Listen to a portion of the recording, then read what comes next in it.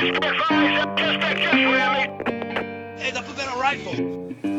Drop the gun! Oh, shit! I'm hit. I'm okay. But not gonna die. Welcome to Badges, Bullets, and Blunders, the show that tells funny cop stories from real people that live them. I'm your host, Travis Harless.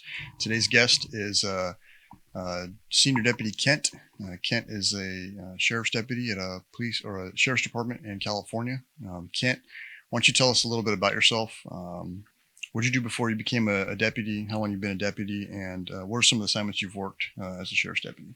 First off, thanks for having me. Of course. So I was born and raised, obviously, in California and locally attended high school, and then graduated. Was fortunate enough to receive a baseball scholarship to play Division I baseball. Kind of took a different path, but I think it tells a pretty telling story because I think the competitive nature I wouldn't change for, kind of the outcome in the career that we ended up choosing. Mm-hmm. So I played there for 4 years, was fortunate enough to get drafted. What position you play? So in high school, I played catcher, outfielder, and then in college, I started by playing catcher and then finished by playing first base. And then I was fortunate enough to, get drafted as a first baseman. Played like 4 years in the minor leagues with an affiliated team, a couple years of independent ball. And then right when I was done, I went on a ride-along, actually in Iowa, and had one-on-one here locally and decided, man, this is what I want to do. And I don't regret it for 1 minute. All right. So how long have you been a deputy? So this summer I'll complete 13 years. Okay. And in that assignment, I started off, obviously, as most people know, sheriff's departments, you got to start like in the custody setting, do your jail training. How long did you get stuck in the jail for? I was lucky. So I was at first initially assigned right out of the academy to transportation. And it's kind of a funny story because when you graduate with a class of, I think we were roughly around maybe 28 or 30, which is on the smaller end, but that was also in the era of, we were student sponsored. We paid our own way, which I think has its own advantages, right? You got more people that are less motivated to be there. So incentively, they want to be there personally. But anyways, we get done, we're getting ready for graduation. We're starting to get some required gear. And we get our assignments and I look down and it says transportation. So, we're mulling around the room with everybody else, and it's like another squad leader and another squad leader, and then the rest of the class, everyone has, jails or courts, which is the assumption we were going. Yeah. And we're like, so there's 3 of us going to trans. And we're like, okay, what do we do to get in trouble? Like, what do we do to deserve this? And so we kind of just showed up, and I went to trans, and then depending on where you go, you're always going to rotate in your first year, at least for our agency, back to the jails to get that jail training out of the way.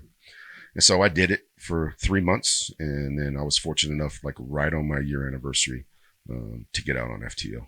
Oh, nice. So I was fortunate. People in my academy. Some people do like 3 to 5 years, right? Yeah, there's people doing, I would say, closer to 4 years in my academy. Now staffing's better, but yeah, I mean, that's a long time. Yeah. I think we all hear the horror stories of like Southern California, bigger agencies. They do sometimes 5.5, 6 years just before they get out. And they throw parties. They call them like FTO parties when you finally get out. Yeah. I mean, you're doing a fourth of your 20-year career in custody just to go out.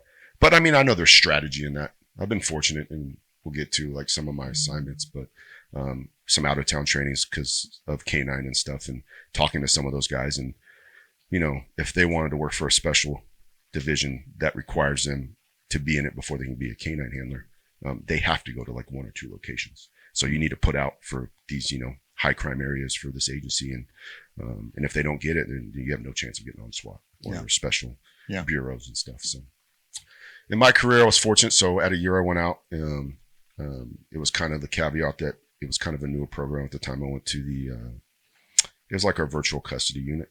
And within that unit, we would manage, local inmates that were on the county version of parole, as well as like ankle monitors. And so I did that for a little while. And I'll even back up, not to really like bang on trans. At first I thought that was a punishment. When I looked at it, it was kind of a blessing. And what I mean by that is because obviously, our county's huge. I was afforded the opportunities to like drive to different areas, transporting inmates, but to different courts and different substations. And you got to kind of learn, the lay of the land and meet different people you probably wouldn't meet till you were 5, 7, 10 years down your road, because some people live way out there. So it was a blessing. And then obviously, the strategy, and you hear some of these older guys, if, you ask the right questions, what did you do with your career? Well, why are you still here? And you get, both sides of the spectrum. Some guys, like you had mentioned, were even the deputies back in the day, if they were hired in the mid-90s in the middle of that freeze, they would have to go out to the jails. Yeah. They weren't always the ones that were, two sides of the house. Only detention deputies worked out there. And so the old guys worked it, and then they got so far in their careers, they were like, patrol might not be the thing. Yeah. But what they provided me is, you talk to those guys, they're usually pretty smart when it comes to like the deferred comp stuff, the money making stuff, and show you in little things that I felt was extremely beneficial to me, because there's still guys that we work with today that they don't put anything in deferred comp. I know, yeah. Well, everyone's got something to teach you. Exactly. And so I find the benefit in that. I guess it's just more of a perspective thing. But then after my time in there, luckily after a year, I went to virtual custody unit, and then I worked, I went to a substation for about 1.5 years. Then I came to our metropolitan area, and then I applied for a special selection into our K-9 unit. Did about 5.5 years there, and then promoted in like December of 23. Okay. And then was fortunate because the way our agency runs it is we run like a one dog program. So we have a requirement of time, but if you promote, typically it's time to move on. Some agencies like the lifelong thing. So if you promote, they retire the dog and then move you to somewhere else? Correct. If you do it long enough, they'll retire the dog. And I mean, I think for face value, you look at it and you can see there's pros and cons to both sides. And I'll be the first to say it. Initially, I was probably the one that's like, man, that'd be cool to do this forever. Mm-hmm. But after you get to a certain age, it's running and gunning. It takes its toll a little bit. Yeah. And then it pushes you in a direction, like fortunately for me, getting afforded the opportunity to work investigations. That's just another spectrum that, sitting behind a desk and actually deep diving into some major investigations. It provides a lot of insight and, a whole new set of tools for your toolbox. And then I think, importantly, if you ever promote to like your rank, you're in a position to really mold people that may come up and have a question, the influence that you would have over those type of people, because like, hey, we can do this or we can do this. And then obviously that's credibility for like your resume per se. Yeah. And I'm sure that's a whole conversation topic we can have in here about credibility and people's routes to certain positions or ranks. Yeah. Some people have different roads. Cool. Well, I wanted to jump into some of the funnier stuff that's going on in your 13 years. You had a story about some titty dope. Yeah. So this actually goes back to the time in like virtual custody. Like, I think it was a benefit having some people. So when you say virtual custody, you're talking about people that are on like ankle monitors or county parole. So I like that. That's like a good euphemism. Virtual custody means that they're running around out there, but they're technically in some kind of custody. Yeah, it's like the placebo effects. Like, oh, we put it on them, so they're doing what they're supposed to. It's like the California thing for sure. Mind your manners. Virtually in custody. Yeah, and it's exactly what it was. But with that, we had some freedom to obviously manage caseload and stuff. But I was partnered with one of my buddies that we enjoyed each other, and it was cool because at the time he might have had 5, 6, 7 years on me, but he was actually still younger than me. I got started a little later, but we fed off each other. So we like to go when we handle certain things. We'd be in the metropolitan Bakersfield area, and the metropolitan area, but we would still handle certain things. If we saw something, we stop it, right? And we get to doing work. And in this case specifically, we would drive along this one trailer park, and we saw this guy that had his bike flipped upside down, and he's like working on the rims and the wheels.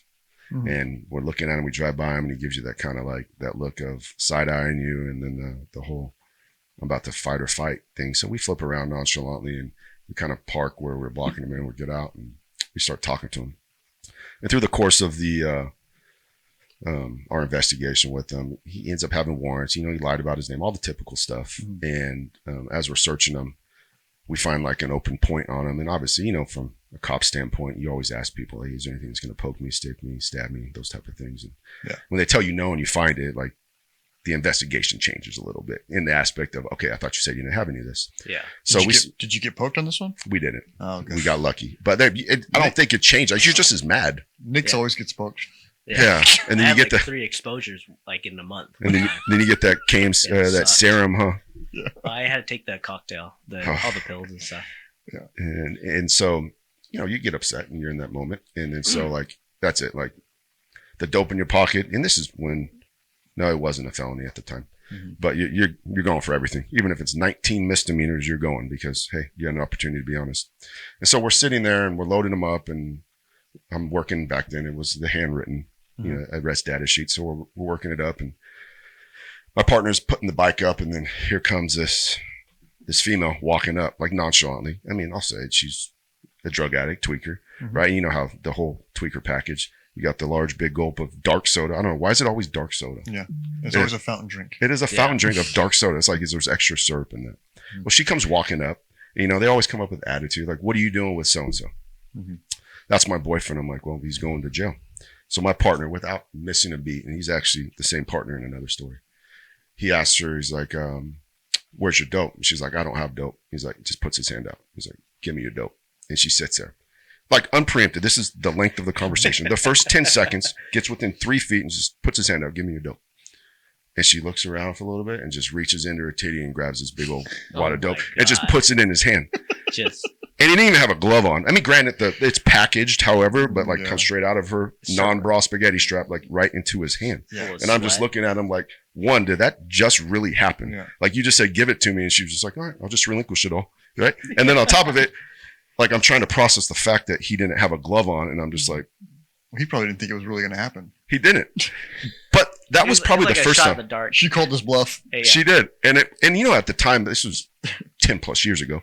Right. And, right when the whole first Prop 47 or whatever it was, where it made it a misdemeanor, but then you started getting large amounts where it's like, you're trying to calculate, like, is this for sales or is this for personal use just on sheer amount? And I'm just looking at it and I'm like, well, I don't think it could have gone any better than that. And then he's at the same time, like, just staring at his hand, like, it's not in my hand. Sounds like a probation parole checkpoint. Oh, dang. It is. That'd be funny. And it, just like your guys' areas, like, there's certain jurisdictions you go in, it's like something can happen that's majorly critical and there ain't nobody around. But this area, same for some of yours, you turn your lights on and you'll get 100 people coming over to you. Yeah. And they're not all great witnesses. Target rich environment. Yep, exactly. And so that one, I mean, at the time, me being newer, he had been on 5 or 6 years. I think it's still, it impressed him because he was like, I can't believe that shit worked. It's like the Jedi mind trick. It was. And the other story that involves him too, it's probably one of my favorite when we get into it, but it's just like, I mean, you miss 100% of the shots you don't take, and everything's so, new people, regimented, structured. I'm going to do this, then I'm going to do this, and I'm going to read Miranda. And he's just like, and then it happened. He's like, wow. Yeah. Nice. But yeah, and there's so many, I think the hardest thing about coming onto a podcast like this, and it's a great idea and I like it because I think a lot of people relate to it, is trying to remember all the stories. And I know we were talking prior to that. It's like, you really have to brainstorm with some of your buddies because the best conversations that happen are when they bring up something that you forgot about. Yeah. Oh yeah. 100%. Hey, you remember this? And I'm like, oh, here we go. It's going to be a 2-hour conversation. Well, that's kind of the point. Exactly. The whole thing. So what else? You said you got some other involvement with that same partner. Who's that? Who is it? You have to say just his first name. Ben. Okay. Yeah, he's you and Ben gotten to some other stuff. Yeah, he's no longer with us, but I would say he's probably one of my favorite people, and just carefree, awesome dude. But yeah, so we had another call. It's roughly around the same time. This was probably 6-8 months after this happened, and so when we were in that actual unit, that was about the year we were the test pilots for body cameras. So we had body cameras. Prior to that, from when I got hired to probably those 2 or 3 years up until that point, I think the only substation that had that would be a contract substation where the city paid for dash cams and body cameras, but they were different than the ones we wear now, the same ones you guys all wear. Yeah. And so we go out there and it's just some guy, he was smurfing around, like violating curfew and stuff. And it was in this small little farm township. And we were going around. So it was like 3 of us. We went out there looking for him and we're driving around for a little bit. And this dude's, obviously in 2014, the GPS isn't the greatest. Like you'd hit it and you're like, it's right here. And then it refresh and it's like a quarter mile away. Yeah. And then it would give you a timestamp for like 9 minutes ago. Like, this is great. Anyway, so we're chasing this guy around the township trying to get him, and ends up being on a quad. So we get him in there. He rolls up. We rip him off the quad, detain him. Then we start searching the quad because it's stolen. We're trying to find the engine part number, anything. So I'm over here, being that structured new guy. What's the VIN? Make sure it's not stolen. Figure out what we got. He's just having a conversation with him. Ben's over here just talking about, hey, when'd you use dope? He's like, I didn't use dope. He's like, bullshit. He's like, okay. It's like 4 hours ago. Where'd you use it at? For most of us, we'd be like, where's your dope? When'd you use it? That's it. Ben just keeps digging. In a trailer. Okay, what trailer? And so this is like a dilapidated township, and there's like this little homeless looking trailer out in the middle of a field. The windows are broken out. It's a little tow behind. And so he's like in that trailer. He's like, okay, where's your dope? Kind of like the same stuff. He's like, I smoked it all. Okay, where's your pipe? I'm like, it was just, this is going to be a long FAD, I guess. Yeah. And he's like, yeah, it's in that trailer. He's like, you're going to show me. So we walk over there, and I'm sitting there with another partner and the suspect, who, not really the suspect. They're virtual custody inmates, so it's like they're inmates, so they're searchable day or night, anytime. Yeah. So when you're ordering him to look in the trailer, that's because he's in virtual custody. He doesn't have Fourth Amendment protections that exactly everyone else has. Just want to make that clear. Exactly. Yeah. To a T. So it's like, for lack of a better term, like you're still in jail. But he's in jail, just out and about causing correct hate and discontent, just smoking dope and stealing things, stealing quads. Yeah, exactly. So we go to the front of the trailer, and it's just a tow hitch. So we're standing right there, and it's like a little 12-foot little box like trailer with no pop outs. It's that old, and like those little windows in front, like about 6 inches by 10 inches. There's like 3 of them, and they're all broken out. One of them is all jagged. And so the guy standing right here. We already patted him down. He's pretty cooperative. He's not in handcuffs. I'm standing behind him. Then one of our other partners is standing behind him. So Ben goes in the trailer and he starts searching. It's kind of dark in there. You can't see in unless I put my eye up there. So he's searching and he's talking and he's like, hey, what's this? And next thing I know, I see this latex glove come out. And it's like a little baggie. And he just shakes it out the window. And the dude's like, that's my dope. He's like, oh. Pulls his arm back in. And I'm just thinking like, all right, this is kind of weird. Next thing, hey, what's this? Sticks out a piezo, a meth pipe, and looks at it and he's like, yeah, that's my meth pipe. Is this the one you smoked out of? And he's shaking it. And he's like, yep. And I'm not even exaggerating on it. It's on body camera. Yeah. The next thing that happens, it doesn't even say anything. Next thing you see come out of the window is a pair of handcuffs. And he puts the handcuffs out the window.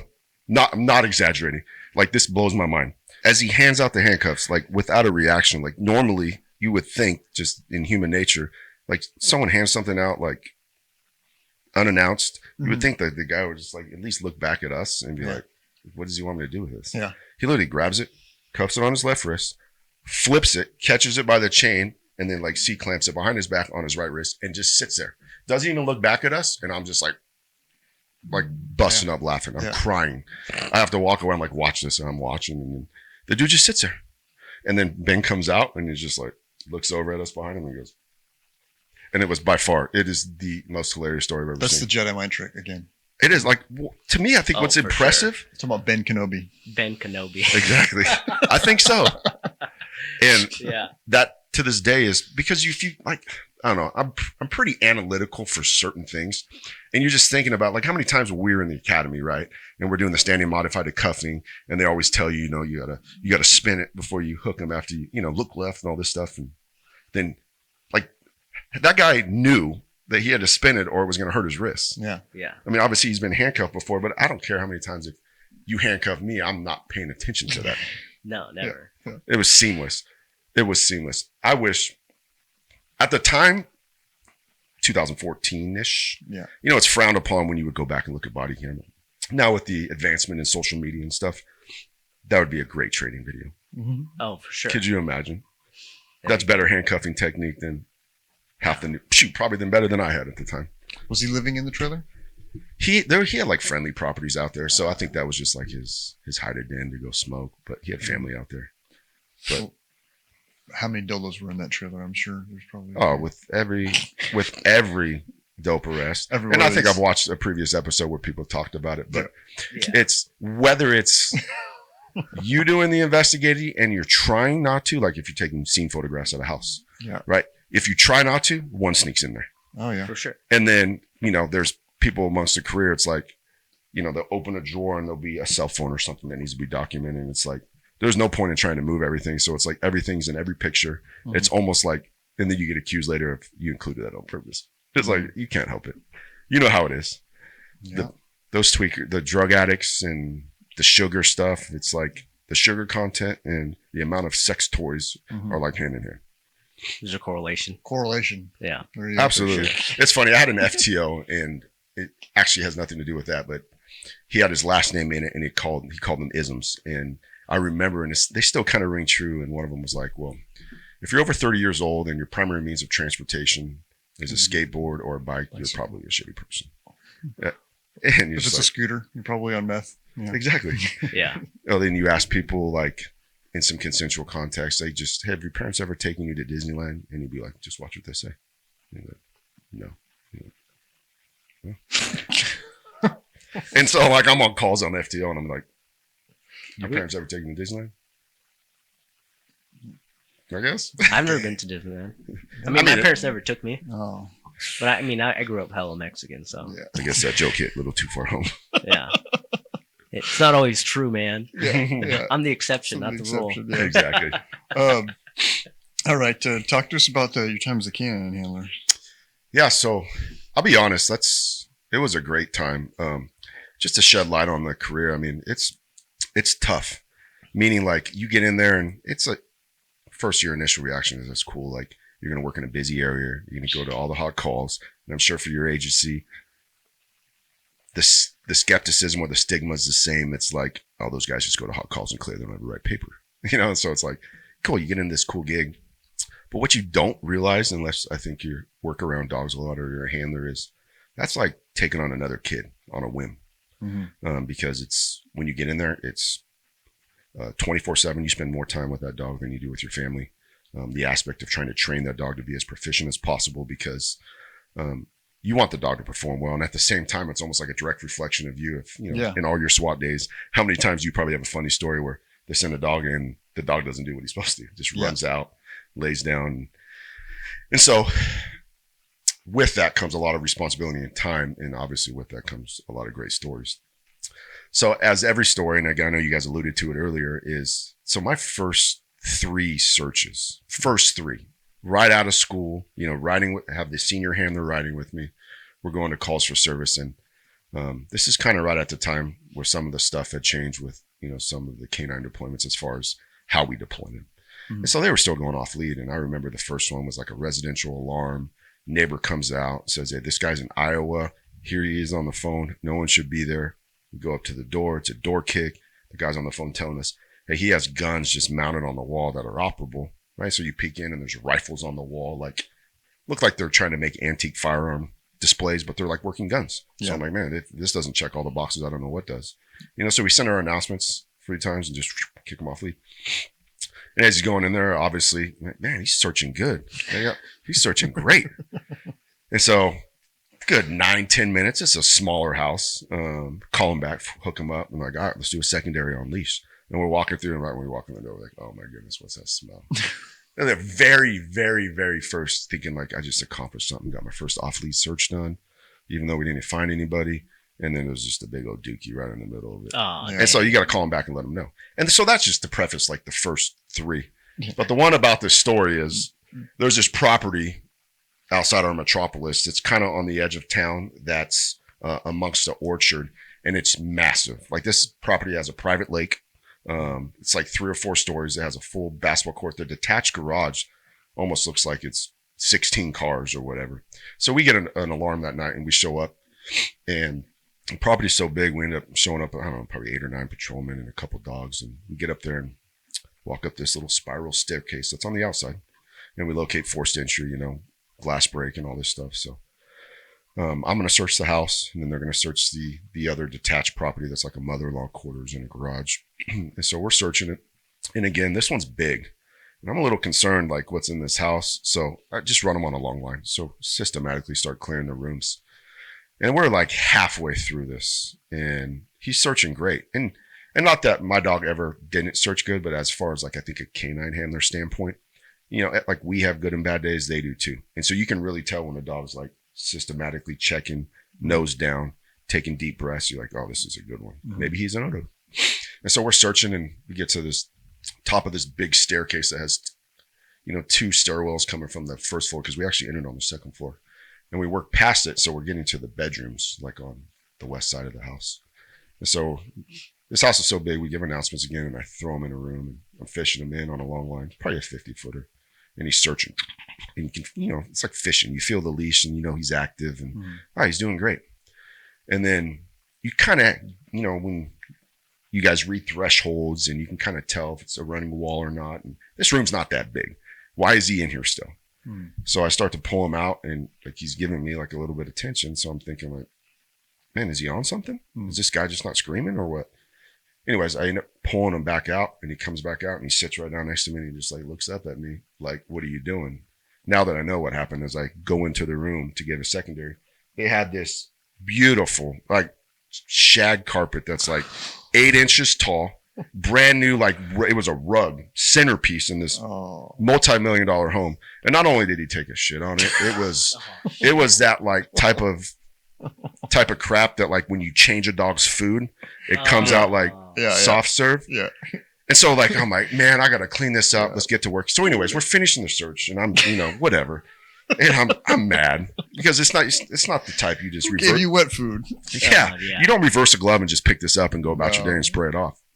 So we go back, finish the search. The guys are all gone. Put the dogs up, and at that time, and the whole family rolls up. They're driving up, and this is one of those houses we've been to a bunch of times. And like how it is with audible alarms. You go there, and you could pay someone $1,000. You can't get a responsible to show up. But of course, on this instance, on this day, here they come. And so I'm in there, and I found like 409 carpet cleaner, and I got all these paper towels, and I'm trying to clean this stuff up. And then you can't really, again, my fault, you can't really throw paper towels in the toilet. So it's like, where am I going to discard this that doesn't smell? And then so I'm trying to scrub it, and you just pulling strands out of the rug, and I'm just like, here we go. And then by the time that rug was done, I cleaned it. It was like a whole section was light brown. And I was like, yeah, ruin this. So I go outside and tell them, and they were great sports about it. But it's like, can you imagine having to answer that white claim? Yeah. Like, hey, they want to charge the county for, this $4,000 rug because of dog shit. And it's just like, oh, here we go. But yeah, I mean, that's just one of many stories, and they're animals. It is what it is. And that's kind of common. Like when they get into work and they start working. They get excited. Yeah, they do. And it's like, I need to get this out of me so I can keep working. And I'll never forget it. And that was one of because it's like, you get an audible alarm with forced entry, and it's a big house. It's a whole production, there's like 20 people there. We still think they're inside because we got there quick, but oh well. It's funny when you think about it. Yeah, it happens. I mean, I got canine stories for days. We had another one. This one's a good one. This is right probably after I got off of school and came back and was on my own. We had the local highway patrol got in a pursuit, and I don't know how much you guys deal with them as far as like critical incidents, because sometimes we get the calls for like, hey, they got in a pursuit, and if they don't have a dog on, we'll go help them. Yeah. They got in a 215 pursuit. It's a carjacking. Correct. And they're asking for us. And so the things we set up, just like you would do as a supervisor, okay, how many people do they have on scene? What's the want? Is the perimeter set? All this stuff. Did they already ask for an airship? And obviously, none of that stuff's done. He's like, yeah, he said he lost visual this way, and he's waiting by his patrol car. So we're like, well, this sounds like you really want to get this guy. Yeah. Like, you want to call for us help to fix up this mess, and you didn't leave the door. You're probably still writing the ticket. Right? And not trying to be like hateful. It's just like, we're here for the common good. If you want to catch this guy, like, I'm not saying chase him or run him down and put yourself in a shitty situation, but give us as much information as you can to help. Anyways, we set this perimeter up. We're getting down after it. One of my first searches, and I'm actually getting a little resistance from him because you're the only buddy that saw this guy, and we're in this, dilapidated farm with all these cars and livestock and all this, and there's a bunch of people around that could come out of the homeless camps near off the riverbed and all this stuff. I'm like, you're coming with me, because if we see this guy and we challenge him, I can look at you and be like, yeah, that's him. That's the guy that ran. And he didn't really want to come, so I was a little upset, thinking like, okay, we'll handle this ourselves. I got the perimeter set. We got the air unit out there. I got 2 more dogs there, and we're searching. And one of the other canines was the only one that was on the north perimeter, but there was an easement. And so in this easement, he's like, hey, clear for a rolling 29. And I'm just like, which for us is like, hey, we're going to audibly put out a license plate and give me the return on it. Probably like you guys are we'd say same thing. And so he's putting it out and they're like, it's going to be 1035, which is, you know, stolen out of for a 215. And I'm like, hey, confirming you just ran the plate that was on the south side that we started the search from? He's like, negative. This car just drove by me. So now we got code 33 on like 2 channels. The airship unit's going. I'm trying to coordinate other people that are leaving my perimeter to go over to him on the north side of their perimeter. And then I look down and my dog is just munching on a fresh cow patty. I've never been so mad. It was like my first search. So I was thinking like, we're going to nail this and we're going to do it. And I'm looking down and he's just 2 bites in, just like, and not one of those cow plops that like is like, you know, oh, it's a good size cinnamon roll. It's one that's like stacked. Yeah. And I'm just looking at it like repulsed and it's like, give, you know, a leash shank, and I'm looking up and I'm just like, well, this is great. And then everyone's looking at you, you know, you got 2 cover officers and I'm just like, yeah, here's what it is. We were on a SWAT call out one night and we were there for hours and hours. I can't remember what the delay was, but there was a delay of us taking any action. And one of the guys was bitching the whole time. One of our operators about how hungry was. Brandon, his name. And Brandon's like, man, I'm so hungry. And he's like whining and whining and whining about being hungry for like 2 or 3 hours. And someone from command staff had bought pizzas, like Little Caesars Hot and Ready or something, bought up like a stack of pizzas. And he was so excited. They brought Brandon a piece of pizza. And he's sitting in the Bearcat in the front. And we had one of our SWAT handlers was in there.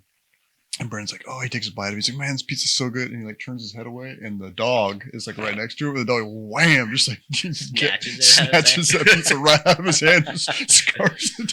It was hilarious. Like we were all laughing so hard because he was like so hungry. He's like bitched about the whole time. He finally gets this pizza and the dog just jacks him for it. He's lucky that's all the dog got. Yeah. No, that's funny. It's so funny too, man, because each dog is different to a degree, right? I mean, we pick them to work a certain way, but like their mannerisms, some dogs are like food aggressive, some aren't. But yeah,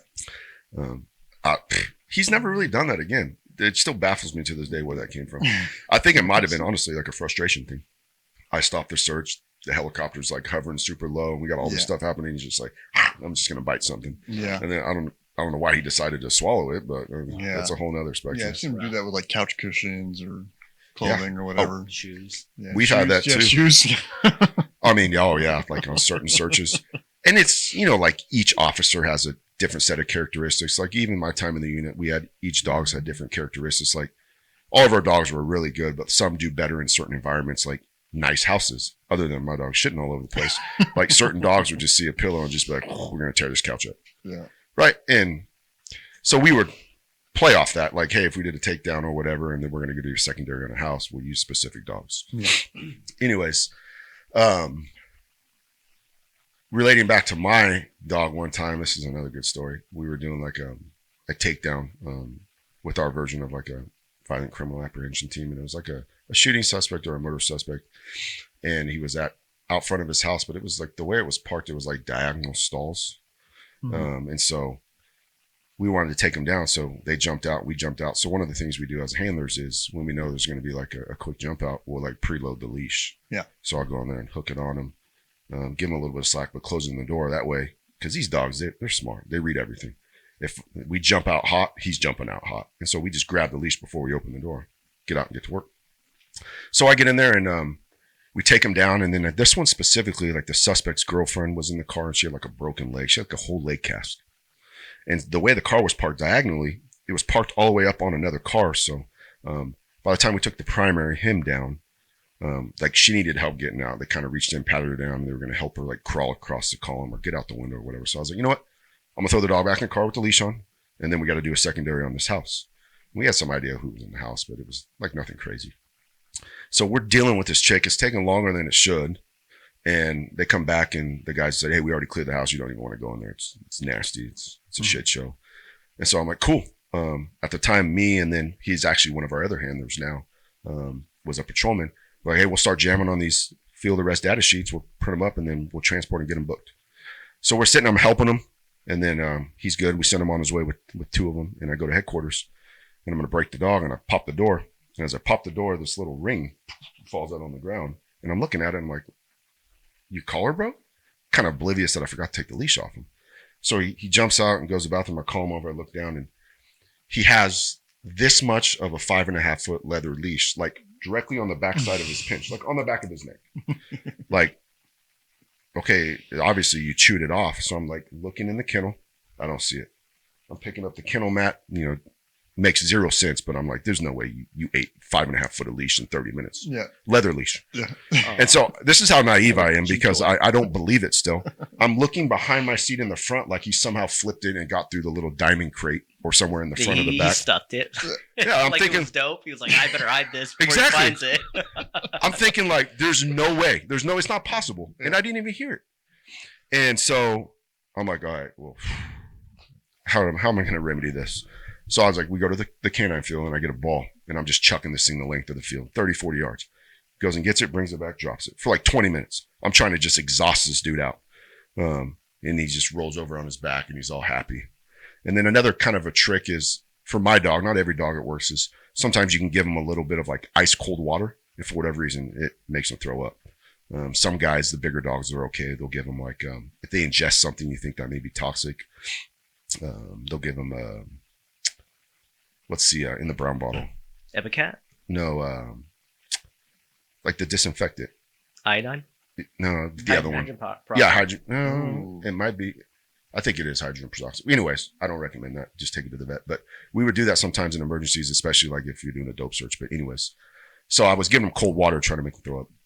And he didn't throw up. And he's just laying on his back like he's happy. So I go into my lieutenant. And mind you, our lieutenant at the time, great dude. Stern dude, but I'm just like, I think my dog ate the leash. And he's like, what are you talking about? So I explained it to him. He said, just go to the vet. So I go down to the vet, and sure enough, they take an x-ray, but because it's leather, it doesn't really show up. It's not like a synthetic leash. They're like, well, he has stuff in his stomach. And they're like, well, what do you want to do? I was like, well, can you make him throw up? And they're like, yeah, it'll take, 3 or 4. And I'm like, 3 or 4 what? And she's like, minutes. I'm like, oh, what do you do? She's like, oh, we just give him a shot, take the muzzle off, and instantly he'll get sick and throw it up. And I'm not even joking. She came in and gave him a shot. They ran out of the room. They're like, take the muzzle off. Ripped the muzzle off, and he throws up the leash. And I'm not even joking. 5.5 foot, 5 foot of it's intact. Oh, shit. Not even chewed on. So it's like he swallowed this thing like 101 Dalmatians. Like, I don't even know how he slurped this thing down. Like a piece of spaghetti. It was a piece of spaghetti. I'm not even joking. 5 foot of leather leash. And it's so ironic. So when I retired, it's funny. My wife and the guys made a shadow box, and that little portion of his leash that was on the back of his collar is inside that shadow box. Oh, that's tight. Funny. Yeah, but you can't make some of this stuff up. Yeah. And it's funny now, but like in canine, you worry about all the little nuances that become so stressful. Like, when does the dog eat after he works? Because you don't want the dog's stomach to flip and get torsion and exercise. And when you're away from the house, how long is he kenneled up? All these little things. But now you look back and it's like, okay, that's funny. Yeah. Yeah, that's funny. This isn't a canine deal, but it reminds me of when I was in the Marine Corps. On my last deployment, I had my friend Andy. I don't know if I ever told you this. They're dicking around. We're on deployment, and he was in his different platoon. I was in third platoon. He was in first platoon. Anyways, he's messing around with his Beretta 9mm. And he was ejecting it and catching the bullet. And one of the guys in this platoon dared him to catch it in his mouth and swallow the bullet. Right. And we're like dumb kids, we're 20 years old or whatever. And so he's like, okay, he does it, catches it, swallows it. And then he realizes like, well, that's probably not good to have in your body, so he's trying to throw it up. So he drinks they have these 1.5 liter bottles of water, pounds a bunch of water, throws up, doing it over and over again. And it's not coming out. Mm-hmm. And we had these metal detector wands that we use for searches. And so he knew it was in there. He'd run the metal detector over and it would activate over his stomach. And so he was like nervous, like what to do. So he got on the satellite phone. They called back to the States, call poison control. Of course, we don't tell anybody to report it. And poison control says it'll probably just pass. But if it doesn't pass in the next couple of days, like it could cause serious damage. You have to get surgery to get taken out. So he's like sweating it and worried about it. And so he, later the next day, he takes a dump, and the shitters we had were these tents, and you had like a plastic toilet seat, and you put a bag in it, and you'd shit in the bag, and you take the bag and you put it in the barrel. Bags. Yeah, the wag bags, and you put the bag in this like big barrel, and then like once a day they dump the barrel and they burn them all. So he puts the bag in the barrel, and he's like, okay. goes back, grabs the metal detector wand, comes back out, and he pulls the bag out, and he's like wanding the bag to see if it's in there, and it's not activating. So he's like, "Fuck, well, maybe it was that other bag." So then he grabs like the next one. He's like wanding the next one, grabs the next like one. So pretty soon he's got like 10 bags of shit out, and like on the ground wanding over all these bags of shit. And the company XO comes walking by, and he's like, "What are you doing?" Yeah, it didn't say it. It was like wagging all these bags of shit. He didn't want to wand himself again to see if it was inside of him. That would be the smart thing to do. Okay. So I see him the next day, and he comes walking by. He's got a big smile on his face, and I'm like, "What are you smiling about?" And he reaches in his pocket and he pulls out a 9mm bullet. Oh, He saved it. You saved it? He has a That's keepsake. tight. Shit. You see, if it was like one of us, I'm sure the smart things that were being said to him was like, "Don't fart or you shoot yourself." Or Yeah. like that. I mean, it's a running joke, but like Oh shit. we always like at some of the range stuff is like, you know, you get the people that sometimes put around in the shotgun backwards or stuff like that, and Oh yeah. or load rounds in, or when you do malfunction drills, we put the casing in wrong. Magazine. Mhm. And then we always, that's like the running joke. It's like, I'm glad you didn't pull the trigger. You would have shot yourself. Yeah. That's what people get tired of. Kind of applies for that one a little bit. Damn. Yeah. Talk to us about, you said popping the hood. Yeah. So we were working, we and my other buddies, this is probably more recent, like last 3 or 4 years, we were working an overtime shift, like up in one of our substations with one of our other buddies. And he makes a stop on, you know, the car that has all the highest PC. Well, he recognized the guy's having a felony warrant and being on probation and all this stuff. So Yeah. he jams him up. We get up there, he's detaining him. And, you know, we always ask, "Hey, what do you want?" And we're all pretty good friends, so we joke around a lot. And so he finishes up his investigation. We're like, "Hey, we'll search the car." So it's this big bodied, like Ford, like an F-250. It's just a big truck, right? And so we're searching it and we're ripping it. It's just a single cab, nothing crazy. We don't find anything in it, thinking that we might find a gun or something. And as we're searching it, me and our other buddy, we're standing at the front of the truck, and I think the guy that made the stop is looking for like the guy's ID or whatever. So he's digging in the front seat, and we're standing at the front. And he's like, "Watch this." He's like, "Hey, pop the hood." And he's like, "Oh, okay." So he's pulling on the hood, and it's not working. There's probably no cable on it. And we're like, "Hey, pop the hood." And he's like, "I'm trying." And he's like popping it. And we keep telling him for like, it probably went on for like a good 25 seconds. And I'd be like, "Hey, pop the hood, hurry up." And he's like popping it, and he's sitting there, and he finally gets up in the seat and he's like looking in. He's trying to pop it. He can't. Then he looks over the front of the truck and there's no hood. He's just sitting there. And it's like, "Oh, you guys are assholes." And it's just, I mean, those are like the lighthearted stuff that you probably tend to forget a lot of the times. Yeah. I'm sure you guys got some good ones. Wide too. open with the engine just hanging out. Oh, yeah. On it. It's part of the PC for the stop. Yeah. That's But funny. yeah. What about Modelo? Yeah, so this was actually a funny story because The I think source of probably like 20% of crime, I think, is Modelo. Oh, absolutely. Yeah. The gold For foil. sure. So I was actually on field training. So this was 11, 12 years ago. And this one, I mean, as you look back, it's not like the craziest story, but it ruminates with me because like, that's the first time I kind of encountered that. Like when you're on field training, right? It was a 602 at like an abandoned beat up house, like in a high crime area, middle of the day, but like you're a new guy and you're going in there and you're searching. Like, "Hey, go search it, boot." Mm-hmm. So I'm searching. It was actually with another deputy. And you know, those houses you go in and it's like, okay, every floor is concrete. And then you go inside and you see every neighborhood trash can inside this house. Yeah. This is one of those ones. It's nasty. Like feces on the ground and all this stuff. Bicycle repair shop in there. Exactly. Yeah. Oh, the works. Horns. And at least 6 dildos. Yeah. Please. And an oscillating fan with a motor from a scooter that's gas powered. And so we're going in there and, you know, it's like you're newer. And so like you're trying to be super diligent and methodical in how you search and all this. And at those times you probably get startled easily. And we're searching and we get in there and I get to like the living room, come in through the back door of the residence. And there's like this big ass trash can. And we're sitting there and we're like calling out again. And like so blatantly that I'm like looking past the hallway now and probably like 3 feet in front of me, there's the trash can for outdoor, the big old brown one. And I'm not even lying, like this Hispanic female transient like jumps up from behind the trash can, looks like Tales of the Crypt. I'm not gonna lie, I was spooked. Yeah. But unpreempted, jumps up, starts screaming and goes, "Ah!" And she starts dumping Modelo on her head, like an old Modelo. And I'm just like thinking like, what is going on? And I remember if she had the drop on me if that was going to be something crazy. And she was pouring. I mean, unfortunately, it was a can, not a bottle. So those big tall boys, and just dumping it on her, showering herself, and you don't want to touch those people anyways. Mm-hmm. But next thing I know is when they took her outside, the other deputy that I was with started putting her in handcuffs, and the next thing you know is you see handcuffs flying and this full sprawl. I was like, here we go, now we got to touch this girl. Yeah.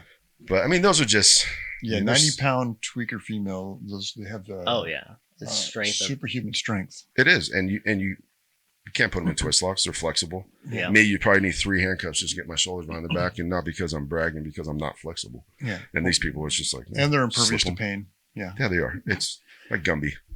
It's so funny how it's the same everywhere you go. Yeah. Same problems. But yeah, I mean, you wanted to talk to us about the foundation that you're involved with? Yeah. So I'm part of the Phillip Campas Foundation. It's a nonprofit foundation that was created after Phillip passed in the line of duty. Yeah, tell us about Phil. Yeah, so Phil, biasly first, was my friend before he was a law enforcement officer. We went to high school together, high school. He was a few years younger than me, but we were played on the same football team. He was a quarterback. I used to give him crap all the time because when I was a senior, he was a sophomore. And so he was the starting quarterback on our football team. So, that kind of holds a little bit of clout in high school, right? You're a sophomore starting quarterback. But I used to not let him get off the hook because that year was the first year we started running the wing T.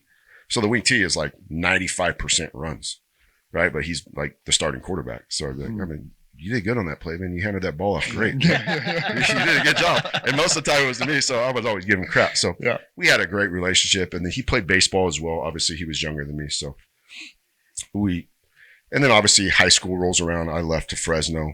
He finished his high school, and then obviously he got in the Marine Corps. He went to BC for a year and then the Marine Corps. And then when I got hired, I had about probably 4 or 5 years on when he got hired. Mm-hmm. And he got hired, and obviously Phil, a lot of people know the story, but for the people that don't, when he was in the Marine Corps, he was obviously a heavy machine gunner or a machine gunner. And then obviously he went to Paris Island and became a DI, was a drill instructor for years. And I remember, because I was an RTO during his academy, they were talking about him. I was like, I know what he's about. It's Phil, He came out and not even, I think probably within his first year, became a drill instructor for our regional academy. And man, I tell you what, I saw some things I didn't think were humanly possible. Yeah. First off, for the people or the lay person that doesn't know, when you do a day one academy, as you know, you go home and your ribs hurt, your head hurts from the cover, you have face pain, just all the stuff you can think of, and your throat hurts from yelling. That guy would do that every day for 7 days straight because, and shoot, you guys know, you guys are both Marines. You have a heavy and you have a hat and you got the lead, and they just take turns 24/7. Yeah. And that's what he did. And he brought a whole new element to the academy. So he was obviously liked quickly. And then obviously with a majority, I would say a majority because I don't know for sure, but a majority of all military people, they come in, right, and they're competitive. They have a different mindset. They have different life experiences. And he was one of those guys, just like you guys. And he worked super hard and he progressed very quickly. So within 3 years, probably a year and a half of patrol, he made the SWAT team. And we joke around. The guys kind of call it the Phil rule because, I mean, that's just who Phil was. They allowed him to test prior to the requirement, which was you had to have 2 years before you get on. Mm-hmm. And before it was kind of well, if you don't have 2 years, you can't test. So he tested and then made the list. And then I did so well that when the time came, here's your 2 years, he's on the team. And then obviously fast forward, he came out and we both became part-time range staff, I think roughly in 2017, 2018 for pistol. So we started working together out there. And then we actually, the week before his EOW, we were at the coast going to a rifle instructor course.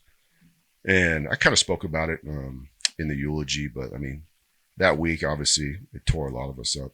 But he got to do everything he enjoyed. And not saying that's a means to the end, but shoot, he was with his family. We got to shoot guns. He came back, then he had a SWAT call out, so he got to be with his brothers. So obviously on that day, it was July 25th of 2021, and it's a long time though. Yeah. Almost 5 years. It was that SWAT call out that they had, and it ended up being what they believed at the time was an HRT. As you guys are well aware, I think that's probably the worst, highest risk call for any law enforcement officer, right? You got to go in. And then obviously he was shot and killed that day. And so HR used to talk about a hostage rescue. So correct, yeah. Yeah, they believed that there was victims that were down inside that were still alive, that were hostages inside of this house. And so that's what activated the hostage rescue. Exactly. And I've talked to some of the detectives, and I try to stay away from that aspect of it, because some of those things I probably just, you don't want to know everything. But I heard murmurs that potentially he was calling and trying to make it seem like there was people still alive inside, maybe trying to draw them in. But I can't say that's 100% certain. But they obviously had an indication that, hey, we need to go. Yeah, and it was definitely an ambush, obviously. Yeah, absolutely. So with that, after he passed, our agency, they knocked it out of the park, man. They took care of the family and the needs. And I was fortunate enough to be after the commander, which was like pretty much Phil's like number one idol. He ended up retiring, and he was also the commander of the SWAT team over that incident that day. Good friends with Phil. We're all still, I'm still very close with him as well today. They made me the liaison when he retired. So I was fortunate enough to, get to go to Sacramento, and at least do the best that I can to be next to his widow and kids, and also do the same at the National. So with all of that, and obviously our families being close, his wife started a foundation, and the mission of that foundation was to actively support, law enforcement, active and retired veterans, active duty military, and first responders, and then family thereof. So it's a broad scope, but I actually love that aspect of it, because it allows you to influence a community within all those things that it affects. Because her thing is, she is forever grateful for the outreach that they had during her incident. And she has openly said there's things that she didn't think she would be able to get through per se, but like the outpouring of support in certain things from other foundations really resonated with her, to where that's her career goal now. And man, she drives hard on it, and I love it, because a lot of people that were already within our circle, and then some other people we're bringing in to make this foundation to push this type of stuff. Yeah. So that's where we're kind of at with the foundation. It was announced and launched in May of last year. We've had a couple of small events. We're getting ready to forecast a big event, and I believe it the same. We're all competitive, and seeing how those nonprofits or other entities came in and helped her in her toughest time. I would love to see the gratitude that I've seen already on her face when she's able to do the same for others. Yeah. And she's helped. The foundation has done one thing for one of your guys as well. Yeah. And that's just kind of what we're passionate about. And then within that, we have subcommittees. Like we have a golf tournament that's going to get ready to come up here in a few months that I have a bunch of incredible people working on. And the departments, like your guys' department, ours, the unions, been nothing but great. And the reason I like to spend so much time and emphasize this stuff is we can get caught up in like the day-to-day stuff, but like when tragedy strikes, like that perspective is what, to me, it's really all about. Yeah. Yeah. From all this stuff, all the goodness. Yeah. It was a tough day. I was out on that. Did you go out on that call? So I did not. So we had 2 dogs on it already. So I remember, because it'll stick with me, one of the guys had texted me. It was like right when he became a canine guy. He's still a handler and on the SWAT team. I'm like, what's going on? And he's like, it's Phil. You need to get to the hospital. And I was like, well, send me. Like, tell me what's going on. And he's like, I don't know. So again, Phil and I were both close with the commander at the time. He was actually the commander on the incident. So I called him up, and I can't remember if he answered on the first time or even the second time. Yeah, he was pretty busy. Yeah, he was busy, but like we have that, and I'm fortunate enough we have had that relationship with him. It's like when either one of us call, he drops everything. So when I called right away, he answered. And he's like, hello? And I was like, I know you're busy, but like pretty much like, what the hell's going on? And he said, I don't know. And he's like, you just need to go get Phil's wife and take her to the hospital. And I lost it. I was like, what the fuck does that mean? So shit, my wife and I, we drove over there. She had already left. She already got the word somehow. Raced to the hospital. And we get down there and I pretty much waited. And it was unfortunate. I'm not going to say that it was the reason, but I mean, I think there was some issues with the medevac stuff. Mm-hmm. But after knowing what I know now, I mean, I'm glad it happened right there, you know, because you don't want someone to suffer in that. Yeah. But, yeah, it was hard for the medevac to get people to get in there to get him. Yeah. out. Oh, yeah. Just because the look where it occurred, and then the shooter was in there still shooting it, and you know, it's hard to evacuate someone in a fire like that. Yeah. Oh, absolutely.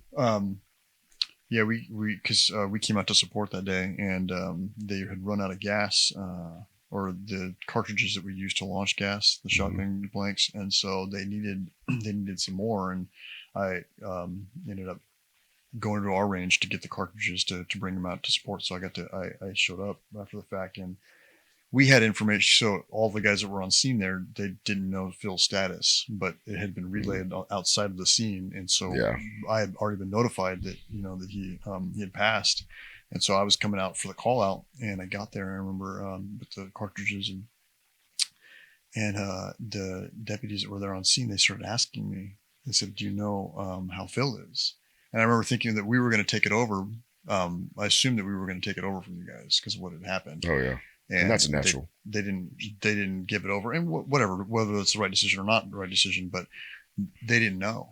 And so they're in the middle of the call out, and they're still actively dealing with this guy, and they didn't know his status. And so they're asking me directly. And I remember thinking like, well, I can't tell them, you know, I mean, they're in the middle, they got work to do, like deal with that later. And so yeah, it was tough. Like it is. Brought them the equipment they needed, and they ended up resolving the issue. But yeah, that was tough. Like seeing their faces, you know, they're all real close to them, and not knowing the status and asking me for information. And here I know what had happened, but you know, we had a job to do. So. And I think some of the guys, like, you know, my buddy Eric and the guys that were up front and the guys that helped pull him out, I mean, they knew. They knew. But the guys in the back, I mean, shooting's a team, right? I would want to know, but I get both sides, right? Mm-hmm. We're mission focused. Like, it's not saying we don't care what happened. Mm-hmm. But I will tell you, like, as unfortunate as it is, and I wish I could change that day, even though I wasn't there directly, and all those guys feel the same way, is just the positive and lasting impact that he had, even for other agencies. Yeah. I mean, it's so funny because that week prior when we were at that instructor rifle school, here's another good story about Phil. Phil, and I think it's typical, and tell me if it's the same for your agency, but gray rifle shooters, guys like in certain branches aren't as always proficient when they come out of the military in pistols. Oh yeah. So yeah, Phil wasn't a pistol shooter. So like, I mean, he was good, but like not like a guy that'd been at the range for a couple years type of good. I mean, he was, you know, top 1% of the department, but you know, enough for us to rib him a little bit. So he got out to the range, man, and he was just working. And he started getting on like certain guys and following certain guys like Too Long from Ronin Tactics. We wanted to get him out. And so Phil was out there doing some stuff that I was like, oh, this is amazing how fast he is. So I'd always kind of had the one up on him. I was always kind of beating him. So this is a great story, actually.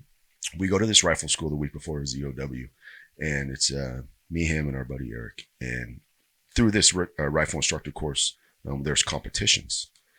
And we kind of joked because this happened to be at the beach. So it's like 82 degrees when it's 110 here. And so like they tell you all the mandated gear to wear. And we're like, well, if we're going to be in like rifle school, we're going to shoot like we're already kit and everything, you know? And so they're in all their SWAT gear. I got like the range stuff on, and we're shooting. And like halfway through the first day, these guys are complaining how hot it is. And mind you, over there at the coast, they had like a regional SWAT team. I'm like, you guys are complaining right now. It's 81 degrees. Yeah. It's 116 when we left our range. Yeah. And you guys are complaining. So it starts that like whole little competitive mindset. Yeah. And so we joked the second day is like, how many guys aren't going to be wearing nothing? They were stripping down afterwards, like halfway through the day. And I remember this. We're taking a break, and Phil, we're getting ready to shoot a competition. And these guys on day 2 were showing up in black Vans, jeans, and a t-shirt for a rifle school with mag changes and using their back pockets to do mag changes. So this one guy showed up. He was a motor from another agency, and get ready for this competition. And we were joking on the break. He's like, watch these guys roll up. And on this, they told us what the drill was. They're going to show up with couplers, watch. So they don't have to do a mag change. So sure as shit, the first thing, Phil shoots up first. This guy that's in jeans and Vans and a motor from a Northern California agency, they get up there. And Phil, I'm timing him. And the proctors are watching. And Phil turns around and is like, look at this bitch. Like, not trying to be disrespectful, but like reaffirming that this is what we talked about. Phil goes on, smokes him. And so the guy was mad. He thought Phil was talking smack to him. Phil was actually turning around to talk to me, but I said it loud enough that he could hear. Right. And so like now I could feel in that moment, we were like almost for 15 minutes ostracized as these guys. Yeah. So we end up going through the competition. And at the end, it's me and Phil shooting against each other. And mind you, like I said, I had beaten Phil pretty much, I'm not going to say regularly. He's super competitive. So the drill was double tap on a 50-yard rifle plate, tack reload, double tap on like 4 different sets of targets. And well, it's not double tap, just 2 rounds on each. So we go up for the final shoot, and I'm thinking, oh, this is going to be good. I'm not even exaggerating. Before I even got to my tack reload, I didn't miss. I was probably shooting control pairs. Phil went boom, boom, boom, boom, was in his tack reload, and I was getting my mag out and not even putting back in, boom, boom, boom, boom. And he finished the course, and I wasn't even halfway done. I mean, granted, it's a 2-3 second course. But how efficient he shot that day, you should have seen it. Those guys went from everyone hating us to right after that competition in a break, everyone's coming up. It's like, oh, what type of suppressors you guys got? Like all over his gear and stuff. Like, what do you got on this? Yeah, and I hate telling those stories because a lot of cops and stuff, they don't want to hear stories about like how other people are talking about how good they are at shooting, because everyone has their own belief about what they're doing. But to me, it was like I was thoroughly impressed. And, you know, working range for years like you have and being around it too, it's like there's not a lot that really impresses you about certain things, especially when you shoot so much on the team and stuff like you do. But this one was like one of those epiphanies. Yeah. And it's sadly enough, which is funny, I actually have a tattoo on my arm of Phil. I took a picture, you know, being cops, and every day before this training course, we would have a brief, safety brief, push cars, getaway plans. And I took a picture of Phil with my phone. And it was kind of by the safety bag, and in the middle of the safety bag, they had a thin blue line flag, and Phil standing there like this. And I was planning on doing what other cops do, like draw over the picture, send it in a group thread and do all this. But I remember that day I took that picture. I was like, man, that's kind of a badass picture. Yeah. And I'll pull it up and I'll show you guys before we bounce. But I was like, you know what? That picture's too good. I'm not even going to mess with it. And shoot, lo and behold, not only did Phil outshoot that midweek competition, he shot the best target of the actual call on the Friday. To this day, we've been back. It's through a company. They're been super great to us, NTC. Every time we go to a class, they bring up Phil. And there's people, even when like our agency is not there, they'll call us like friends of friends, you know, their circle of influence. They're like, hey, what's up with this Phil guy? Because at this class I went to, they talked about how he shot this target. I'm not even lying, because I lost money on that shoot, by the way. His target was like that. And it's like multiple platform stuff, you know, something he was even impressed with. And Phil doesn't talk about himself in that light, but that's kind of just one of the cool things about it. Yeah. It just signifies who he is. Yeah. And he's left a lasting impression, I think, on all of us, one way or another. How can people get more information about the foundation, or if somebody wanted to support, what could we do? Yeah. So, the Phillip Campus, we have a website, the phillipcampusfoundation.org. It's going on there. Not only in support, but if you find somebody that fits the mission, again, active duty, or a veteran, military, and first responders and family thereof, please go online and nominate them. It's an opportunity that we can go on and evaluate, and we're looking, like we said, it's a nonprofit to help people. And the big emphasis is within the community, because that's the community Phil was raised in. Yeah. And if not, just go on there and shoot it anyways, and we'll see what we can do. Okay. And that's the benefit of it. And that's what's great about it. And yeah, we'll throw a link up on the episode too. Yeah, absolutely. Cool, man.